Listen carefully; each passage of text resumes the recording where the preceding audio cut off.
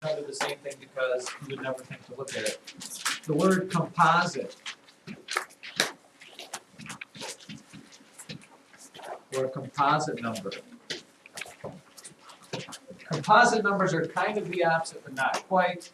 Composite numbers have more than two factors.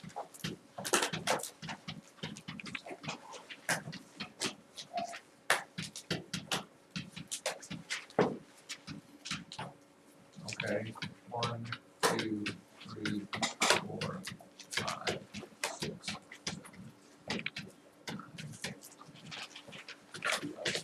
12, 13, 14, 15, 16, 17, 18, 19, and 20. Okay. Now please understand this as well. A lot of people think if a number's not prime, it has to be composite. Well, that's almost always true except for the number 1. Number 1 is neither prime nor composite because it doesn't have exactly 2 factors, nor does it have more than 2 factors. So it's not prime or composite. By the way, the word composite, I believe means made up of stuff. Like, you know, your table is made up of a composite stuff because they put stuff together to make it up.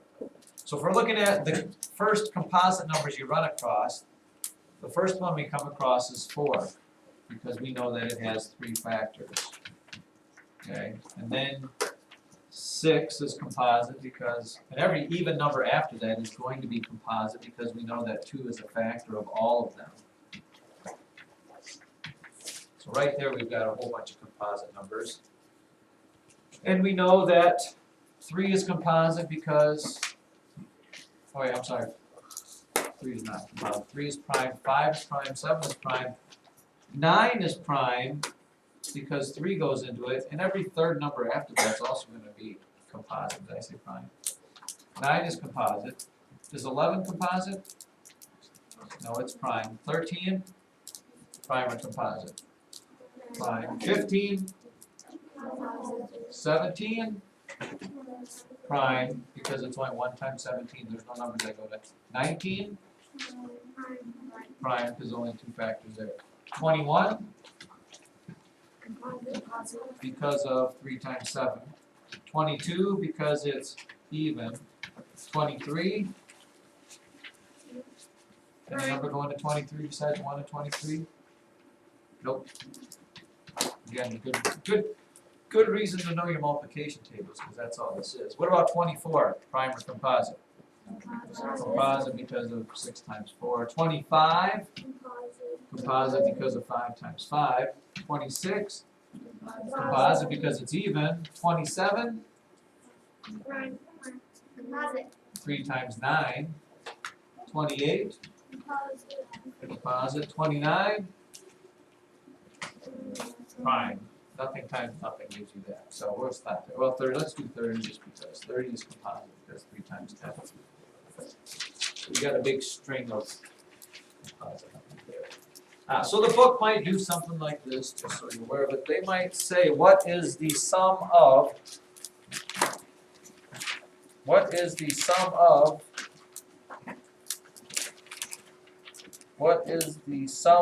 the first 3 prime numbers? What's the sum of the first 3, did I say prime or composite? Prime numbers. So you have to know what the first 3 prime numbers are. What are the first 3 prime numbers? First 3 numbers that have exactly 2 factors. Isabel? 2, 3, and 7. What about 5? Oh, and 5. Yeah, 2, 3, 5. and 5. 2, 3, and 5. So the sum of those numbers would be 10. What about this? Is the sum of 2 prime numbers a prime number or a composite number?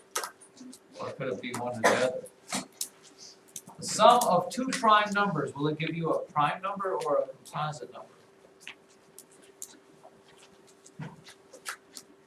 Well, if you don't know, try a couple of cases there. Let's say I add 5 plus 7. What do I get? Is that a prime or composite number? Um, What if I add, give me a couple more, what if it was 17 and 5? I get 22. How about some other ones? So far, it seems like when you add two prime numbers together, you get a composite number, but maybe not. Elijah, you got another one? 2 plus 18. Well, 18 is a 2 plus composite number. Oh, 2 plus 17, let's do. 2 plus 17 is 19. Is 19 prime or composite? Prime. So you can't say, it's true, it's not true, you don't know what you get when you add two prime numbers together. It's not like you always get a composite number or always get a prime number. I thought that was exciting. All right, 5th grade, for tomorrow.